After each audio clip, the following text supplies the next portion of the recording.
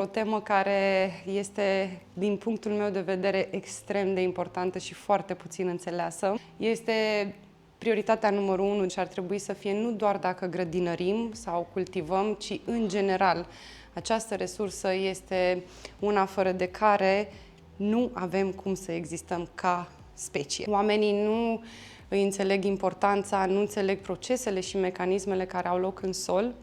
Și intenția mea și scopul meu pentru întâlnirea de astăzi este să vă aduc mai aproape de lumea asta, de ce se întâmplă în acest univers pe care nu-l putem vedea cu ochiul liber sau putem vedea, dar foarte puțin, așa, niște mici aspecte din el. Pentru că atunci când veți privi o grădină, o livadă sau orice mediu natural, să vă uitați la el cu alți ochi. Da? Să-l vedeți pornind de acolo, de dedesubt și apoi ce este la suprafață. Pentru că mulți oameni se uită în grădinile lor și văd plantele crescând sau, mă rog, văd culturile pe care își doresc să le obțină, dar nu văd cu adevărat și în profunzime mediul acesta în care ele cresc. Și atunci, dacă avem grijă de sol, și el va avea grijă de noi toți. Este imperativ necesar, din punctul meu de vedere, să ne oprim din a-l mai distruge, din a-l mai intoxica cu tot felul de chimicale și să învățăm să lucrăm cu mecanismele naturale care au loc în sol, astfel încât să ne fie bine, să beneficiem de pe urma acestor procese odată ce le-am înțeles. Și atunci noi trebuie să înțelegem care sunt mecanismele și cum putem să lucrăm cu ele ca să ne adaptăm la realitățile astea. Așa arată un sol viu. Da? Structura unui sol viu este 60% aer. Nu, este sol. Sol? Da. De pădure? Un sol lucrat. Adică este un sol care a fost lucrat cu compost, e clar că are foarte multă materie organică în el. E posibil și sunt oameni care au făcut-o, dar nu vă imaginați că asta se întâmplă într-un an, în 2, în 3.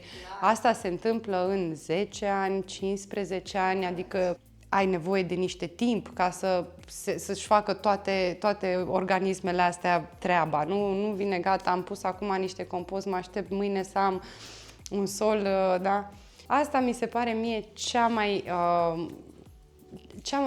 mai importantă parte din tot ce înseamnă înțelegerea solului. Da? Acest circuit al nutrienților în sol. Trebuie să înțelegem că e o pânză, da? O interțesere așa, a elementelor, a mai multor elemente care interacționează și creează tot felul de legături și conexiuni, multe dintre ele pe care odată că până de curând nici nu le știam și pe încă multe, cred eu, nici nu le deducem încă, adică nu suntem conștienți de ele. Dar sunt o parte de care suntem conștienți, da? Și anume faptul că primele elemente în crearea unei structuri sau unui sol viu sunt cele mai mici organisme, bacteriile și fungii. Da?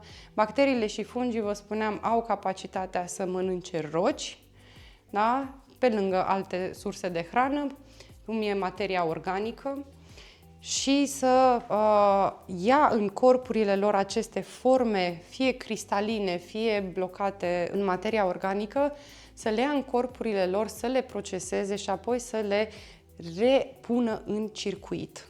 Da? Să le pună sau să le repună în circuitul acesta al nutrienților. Și bacteriile și fungii vor fi consumate, adică dacă am avea doar bacterii și fungi, planta nu ar fi bine, pentru că am avea acești nutrienți blocați în corpurile lor. Trebuie să vină ceva să le mănânce, da? Și să elibereze prin excremente excesul de nutrienți de care nu mai au nevoie.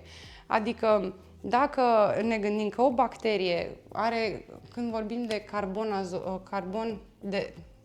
să spunem ratio, raportul, așa, mulțumesc, dintre carbon și azot e 1:1, ok? O bacterie e mâncată de o amibă sau de o flagelată, da? De următorul lanț de o protozor și ăsta are nevoie de 5:1, ok? Trebuie mai mult carbon decât azot. Și atunci el, ca să-și asigure rația de carbon, trebuie să mănânce 5 bacterii, dintre care 4 nu-i mai trebuie, 4 nitrogenului nu-i trebuie, că n-are ce face cu ei și îi dă afară, îi dă în sol.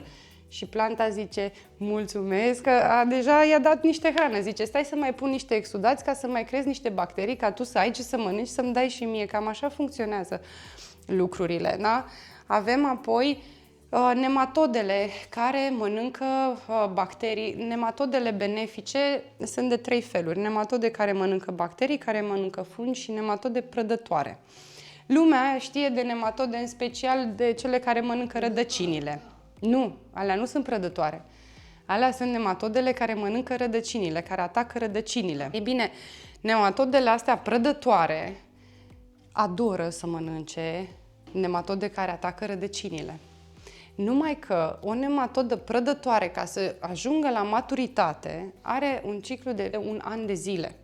De când e ou și până când ajunge la maturitate. Pe când astea care mănâncă rădăcinile, 3 săptămâni, 4 și deja o nematodă care a ieșit din nou va depune 2-3 mii de ouă una. 2-3 mii de ouă.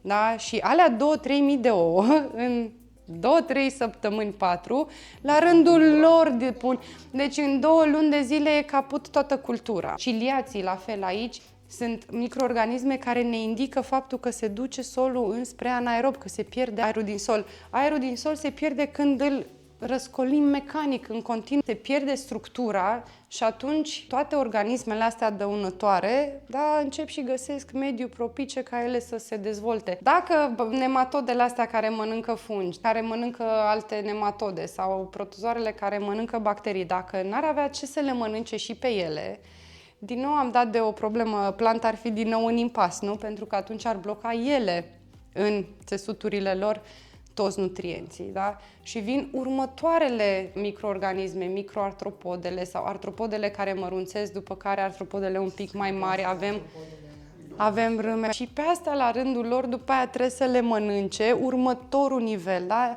Deci e esențial să înțelegem că avem nevoie ca acest circuit să se întâmple, da? Această mișcare a nutrienților dintr-un organism în altul și eliberarea lor să fie constant, să fie minut de minut.